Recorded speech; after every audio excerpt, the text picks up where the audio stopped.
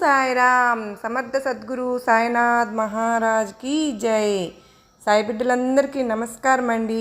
ఎలా ఉన్నారు ఫ్రెండ్స్? ఏం చేస్తున్నారండి? అందరూ బాగున్నారు కదూ?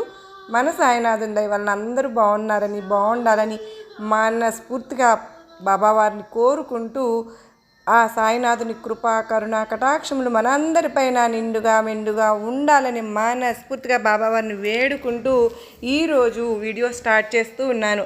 ఈరోజు సాయినాథుడు మనకు ఏమి సందేశం ఇవ్వబోతూ ఉన్నారో తెలుసుకునే ముందు ఎవరైతే కనుక మొదటిసారిగా మన ఛానల్ని ఫాలో అవుతున్నట్లయితే ప్లీజ్ సబ్స్క్రైబ్ చేసుకోండి. అలాగే మీకు వీడియో నచ్చినట్లయితే చిన్న కామెంట్ ఇచ్చి సపోర్ట్ చేయండి. బిడ్డా, మొత్తానికి నష్టపోయాను బాబా, అంతా జీవితంలో కోల్పోయాను అని ఎంతో వేదనకు గురి అవుతూ రాత్రి పగలు కూడా ఎంతో దిగులు చెందుతూ అసలు నువ్వు ఆరోగ్యమే చూసుకోవడం లేదమ్మా, ఎందుకు నువ్వంత బాధపడుతూ ఉన్నావు, అసలు రాత్రిపూట అయితే నిద్రపోకుండా అలానే ఆలోచిస్తూ కూర్చుంటున్నావు, నీతో మాట్లాడి తీరాల్సిందే అని బాబావారు సందేశం ఇస్తూ ఉన్నారు. ఫ్రెండ్స్, బిడ్డ, సంపాదించినది ఏది కూడా వెంట రాదు, దాన ఫలితం వీడిపోదు అని బాబావారు చెప్తూ ఉన్నారు. మనం ఎప్పుడైనా సరే ఏదైనా ఇబ్బంది వచ్చినప్పుడు ఇంకేముంది, అంతా అయిపోయింది, ఇంకా మనం ఏమీ చేయలేము అని చెప్పి నిరాసక్తిగా ఉంటాము. బాబావారు అంటూ ఉంటారు, అప్పుడు ఎప్పుడైతే నువ్వు చేసిన దానం ఫలితం అనేది ఇప్పుడు నీకు కలగబోతుంది తల్లి. నీ కష్టకాలంలో నువ్వు చేసిన దానమే నీకు ఇప్పుడు మంచి ఫలితాన్ని ఇస్తుంది అని మనకు ఒక చక్కని దివ్యమైన సందేశం మనకు బాబావారు ఇస్తూ ఉన్నారు. మరే జీవకోటికి లేని బుద్ధి అనే అపూర్వ వరాన్ని భగవంతుడు మానవులకు ప్రసాదించాడు. ఈ బుద్ధిని ఉపయోగించి అశాశ్వతమైన ఈ శరీరం ద్వారా శాశ్వతమైన పరమపదం పొందవచ్చు. కానీ మనిషి కళ్ళకు స్వార్థం అనే పొరలు కమ్మి ధనము, భోగాలు విభ్రమాన్ని కలిగిస్తూ ఉంటాయి. సంపాదించిన కొద్దీ ఇంకా సంపాదించాలని, అనుభవించిన కొద్దీ ఇంకా భోగాలు అనుభవించాలి అని దురాశ బలపడుతూ ఉంటుంది. చాలామంది దానిలోనే మునిగి తేలుతూ ఉన్నారు. ఈ ఆరాటంలో సంపాదించిందంతా ఏం చేస్తాము అనే ఆలోచన అసలు మనిషికి రావట్లేదు సరికదా. విచిత్రం ఏంటంటే, ఎవరైనా చనిపోయినప్పుడు కలిగిన శ్మశాన వైరాగ్యం ఇంటికి చేరేలోగానే అంతరించి మళ్ళీ ధన సంపాదనలో పడిపోతూ ఉంటున్నారు.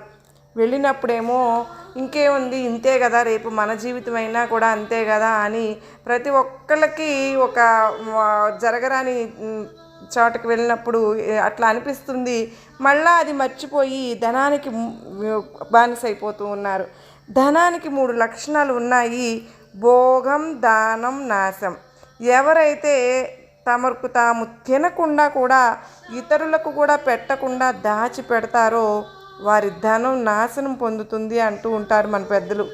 ఈ నశించే శరీరము, ధనము ఉపయోగించి శాశ్వతమైన దైవ సన్నిధిని పొందాలి అంటే కనుక ఈ శరీరము, ధనము భగవంతుడు నాకు ప్రసాదించినవే అని ఎవరైతే త్రికరణ శుద్ధిగా నమ్మి దైవానికి ప్రతీకరంగా వాటిని ఉపయోగించుకోవాలి, అప్పుడు ఈ లోకంలో పొందలేని శాశ్వత ఆనంద సౌఖ్యాలు దైవ సన్నిధిలో మనం పొందగలుగుతాము. సంపద అనేది సరిగ్గా వినియోగిస్తేనే ఉపయోగం, దాచిపెడితే నిరుపయోగంగా మిగిలిపోతుంది. సంపద నీకు ఎప్పుడూ తోడు రాదు బిడ్డ, నీవు చేసిన దానమే నీ ముక్తికి సోపానం అవుతుంది అని బాబావారు చెప్తూ ఉన్నారు. ఫ్రెండ్స్, అందుకే మనం బాబావారు దానానికి అంత ప్రాధాన్యం ఇచ్చారు. అన్నదానమే కాదండి, బాబావారు మన దగ్గర నుంచి దక్షిణ రూపంలో కూడా తీసుకునేవారు. ఎందుకు అనంటే మనకు ధన వ్యామోహం ఎంతవరకు ఉందా అని చెప్పి బాబావారు మన దగ్గర పరీక్షించడానికే. కాలం ఎప్పుడూ కూడా మిమ్మల్ని పరీక్షలకు గురి చేస్తూ ఉంటుంది. అలాంటి దానికి మనం సరిగ్గా నిలబడగలిగితే కనుక మనం ఎంతో ముందుకు వెళ్ళగలుగుతాము. సాయినాథుని కృపతో మనకు అలాంటి విచక్షణ జ్ఞానం కలిగి మనం ముందుకు వెళ్తే బాబావారి అనుగ్రహంతో మనం చాలా ఈ కాలం పెట్టే పరీక్షలకు కానీ భవిష్యత్తులో జరిగే యుద్ధానికి మనల్ని మనం సిద్ధం చేసుకోవటానికి ఇక ఆ శిక్షణలో మనం తప్పకుండా విజయం సాధించడానికి సాయినాథుడు సహాయం చేస్తారు. అలా కాకోకుండా హఠాత్తుగా బాధ్యతలు, హఠాత్తుగా సమస్యలు అంటే ఎవరు కూడా ఎప్పుడు కూడా తట్టుకోలేరు. భవిష్యత్తులో వచ్చే ప్రతి యుద్ధానికి కూడా మనకు మనం సిద్ధం చేసుకోబడాలి. జీవితంలో ధైర్యంగా ముందుకు వెళ్ళగలగాలి బిడ్డ. అలాగే నువ్వు ప్రశాంతంగానూ ఉండగలుగుతావు.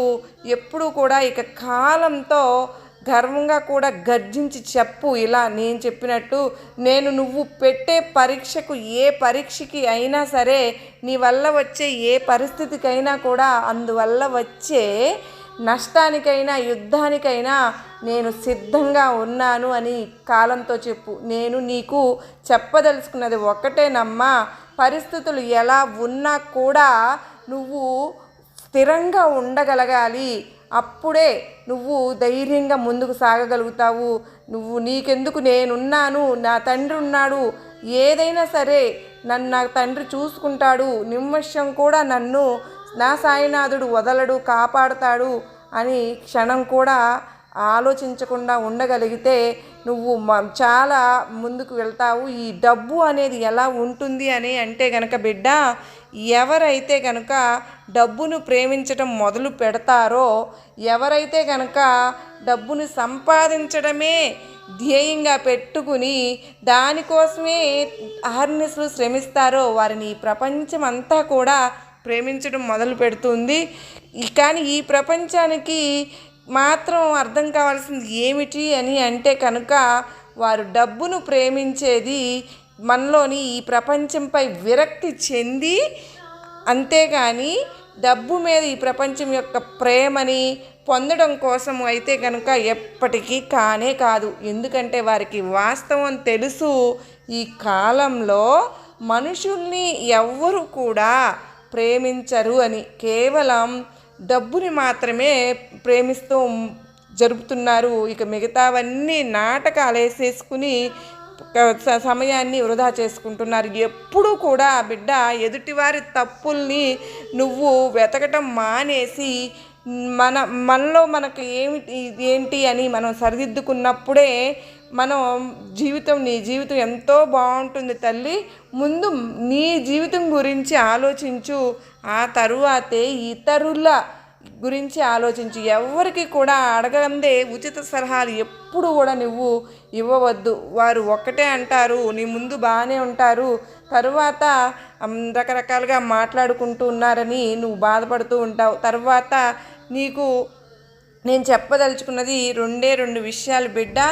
మన బాధ్యతలు, మన సమస్యలు అన్నింటినీ సరిచేసుకోవడం నేర్చుకో. అప్పుడు నువ్వు ప్రశాంతంగా ఉంటావు. ఇక నీవు ఈ ప్రపంచానికి ప్రశాంతంగా కనిపించు.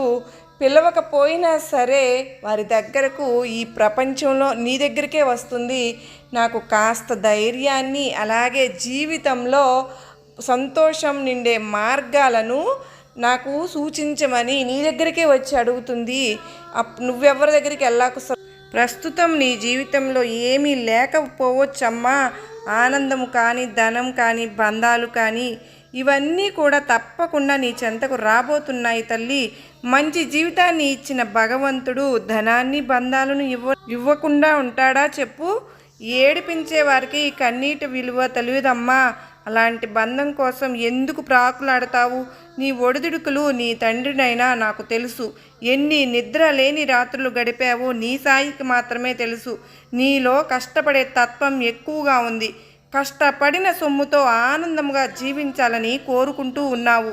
ఒక్క విషయం చెప్పనా తల్లి, ఎవరైతే తమ జీవితంలో ఎదురయ్యే ఆటంకాలను ఎదుర్కొంటూ కూడా తమ ప్రయత్నాలను కొనసాగిస్తూ ఉంటారో ఆ ప్రయత్నం ఎప్పటికీ వృధా కాదు బిడ్డ. ఓటమి శాశ్వతంగా ఉండదు. ఒక్కోసారి చిన్న ప్రయత్నమే ఒక పెద్ద విజయాన్ని తెచ్చిపెడుతుంది. అటువంటి జీవితాన్ని నేను నీకు ప్రసాదించబోతూ ఉన్నాను. నీ జీవితంలో విజయం రాబోతుంది. నీకు నా ఆశీర్వాదములు ఇస్తున్నాను బిడ్డ అని బాబావారు చెప్తున్నారు. ఫ్రెండ్స్, మీకు ఈ వీడియో నమ్మకాన్ని, ధైర్యాన్ని కలిగించిందని అనుకుంటూ ఉన్నాను. మరో చక్కని బాబావారి సందేశంతో మరలా కలుసుకునేంత వరకు అందరికీ ఓం సాయిరాం. సర్వే జనా సుఖినో భవంతు.